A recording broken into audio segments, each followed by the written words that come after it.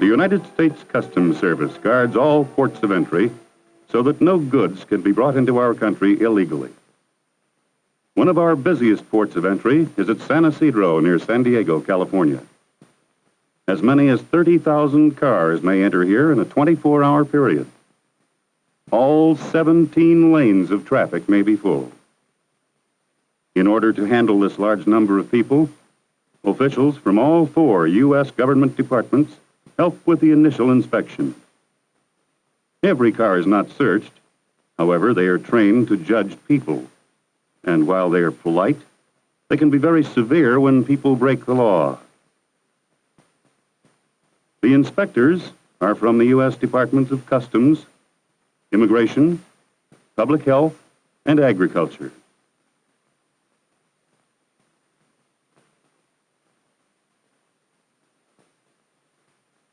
The inspector questions this man and asks to see the trunk of his car. He finds nothing wrong here. Many people cross the border for only a day. These children will visit their grandmother in San Diego.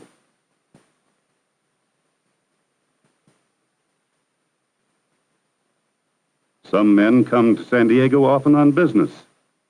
The officer knows Mr. Odessa well. He's going to San Diego to buy merchandise for his hardware store.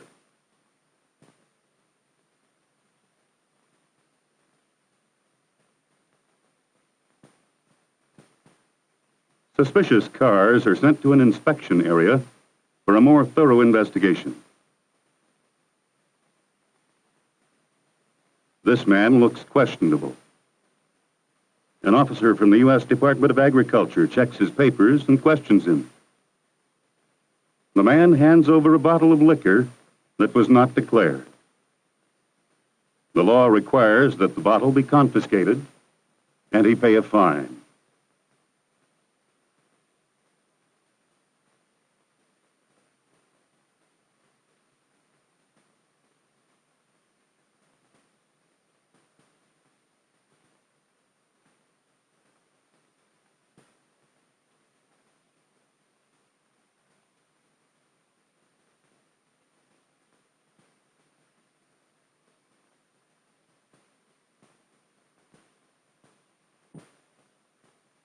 The Mexican officials, too, check all people and freight entering their country. Every country has different laws for collecting duty. The Mexican officials work closely with the American officers in their effort to stop smuggling. They are especially anxious to stop the narcotics traffic and to arrest the dope smugglers. Tourists enjoy the picturesque life in Mexico. The shops have articles not found in the United States, such as sombreros, leather goods, silver, curious handcrafts. Whether they are going to Mexico for pleasure or business, after they cross the line, they're foreigners. And all their actions are governed by a different set of laws. People who leave this country must be sure they can prove they're Americans when they return across the line. These people have been checked by the U.S. Public Health Service and the immigration authorities and are now ready to go through customs. Since these Americans have been in Mexico only for the day, they have little baggage and the inspection is brief.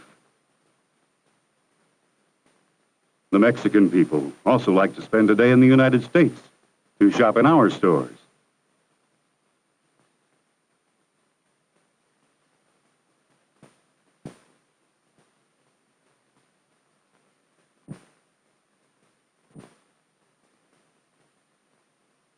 Inspector Emery asks Mrs. Damon to open her suitcase. Mrs. Damon seems upset, and the officer goes through her bag carefully. It might contain smuggled goods or illegal money.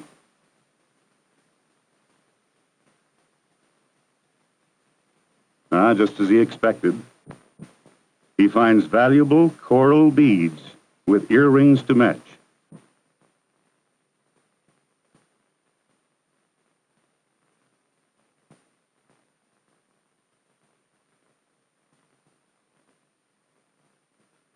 Amber from French Indochina, and jade from India.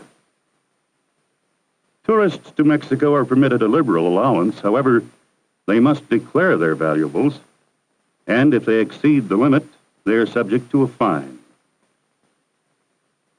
Mrs. Damon will pay a fine because she did not declare her purchases. A train is only passing through a corner of Mexico. The officer will seal the cars so they cannot be opened while out of the country. When the train returns, inspection will not be necessary if the seals have not been broken. The United States is bordered by two friendly nations. There are no fortifications on our land borders, as there are along the borders of most of the other countries of the world. At our international airports, planes arrive from many different parts of the world. At Los Angeles, a Pan American plane from London. As soon as the public health officer clears the plane itself, the passengers disembark.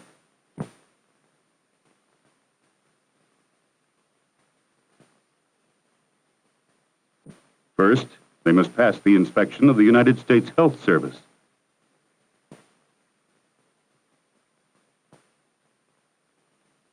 They show their vaccination certificates, and the officer glances shrewdly at each traveler to be sure he looks healthy.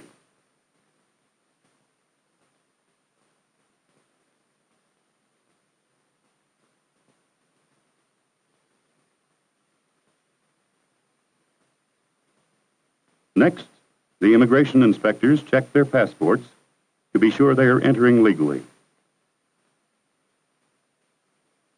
Then on to Customs Department for baggage inspection.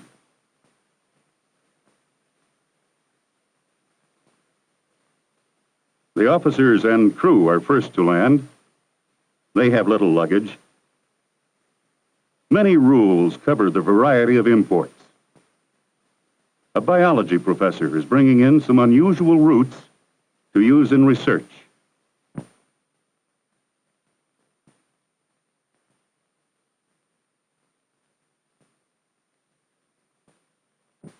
An officer from the U.S. Department of Agriculture is called in. He examines them and declares them harmless. They are not on his list of forbidden plants and will not endanger American crops. Mrs. Blair brings in a number of things, among them a bottle of rare liqueur, which she failed to declare. The liqueur will be confiscated, and she'll pay a fine. Small fines are paid here.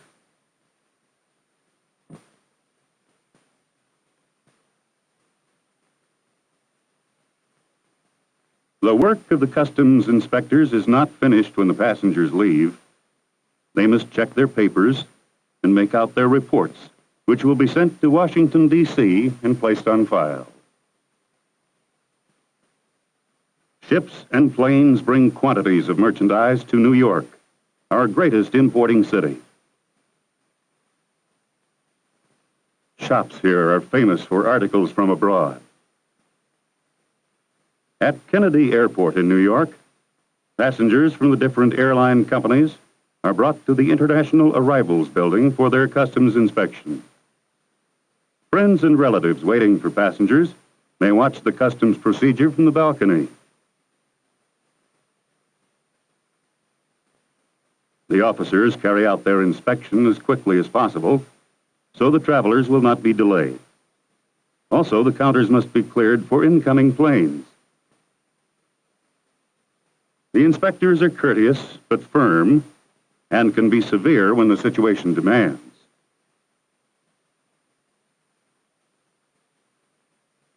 Children watch the procedure with interest. They're impressed with the quiet efficiency with which the officials carry out their difficult work.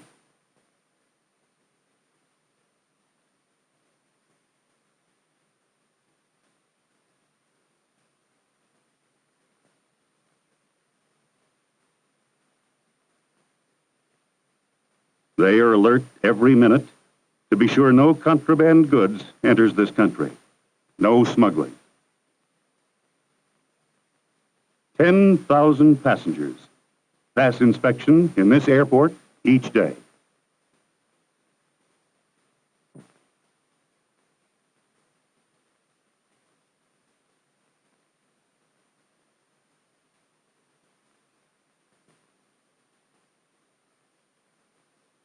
In this public auction room are the articles confiscated, as well as those not called for. The travelers may have died or forgotten their parcels, or have given the wrong addresses. After a period of time, this merchandise is sold at auction.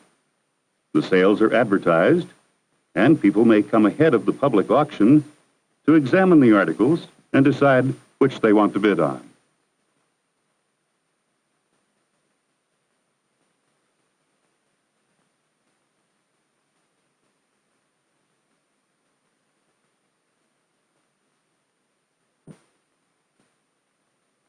At Los Angeles Harbor, the offices of the U.S. Customs are in the Post Office and Custom House building.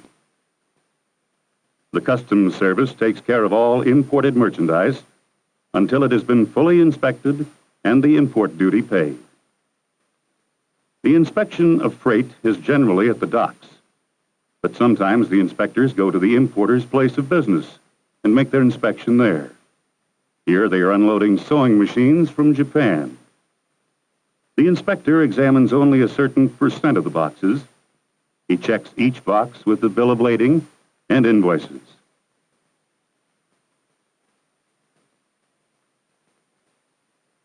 Each year, more than $18 billion worth of merchandise comes to this country from foreign ports. By their careful work, the Customs Service saves our nation millions of dollars each year.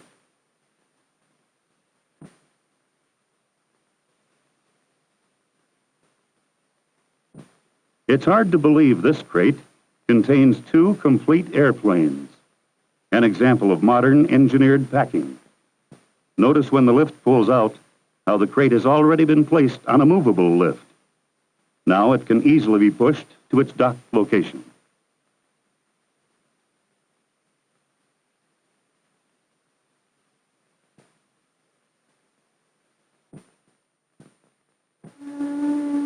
A passenger liner arrives from the Orient.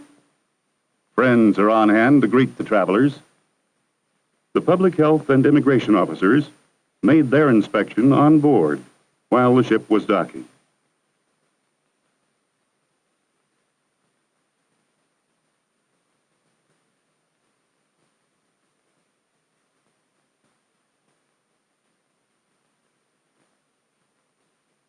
After disembarking, the passengers go first to the customs inspection room. The luggage of the 300 passengers leaving the ship is assembled here.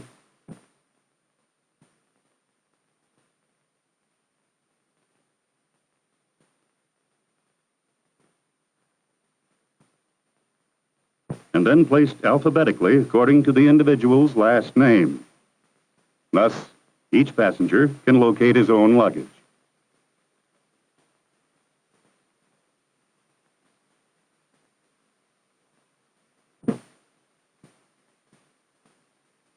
Mrs. Tremont is returning from a trip around the world. Inspector Tomick asked her if she had bought anything of value that she did not declare. She firmly denies bringing in anything expensive.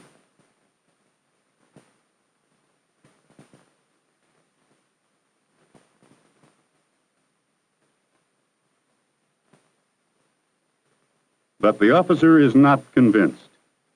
His trained hands quickly investigate the different pockets of the suitcase. People hide things in odd places, such as pillboxes, belts, the heels of shoes, and false-bottom suitcases.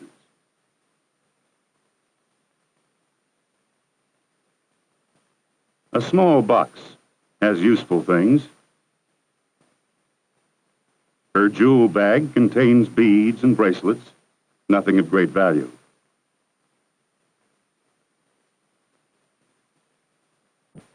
Her cosmetic bag looks harmless, but he decides to look further.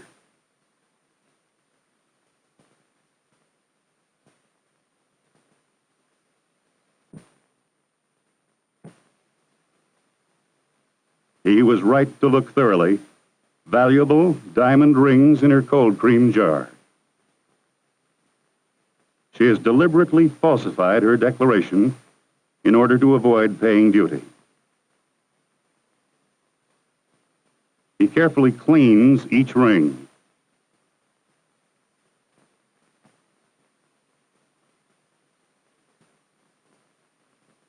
Now, they're indeed very fine stones.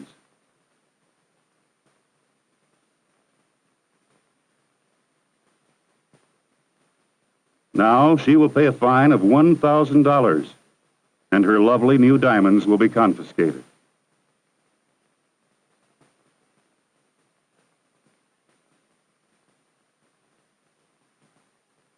She's not a criminal, but did not realize how important it is to make a truthful declaration.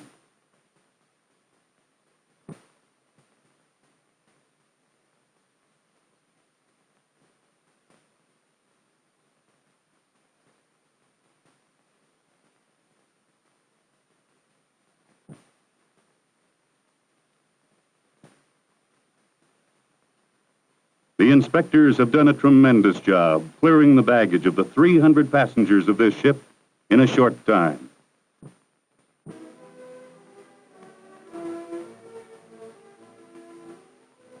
And so the fine work of the U.S. Customs Service continues, as it has for 175 years, playing an important role in the American economy, enforcing the laws of the land.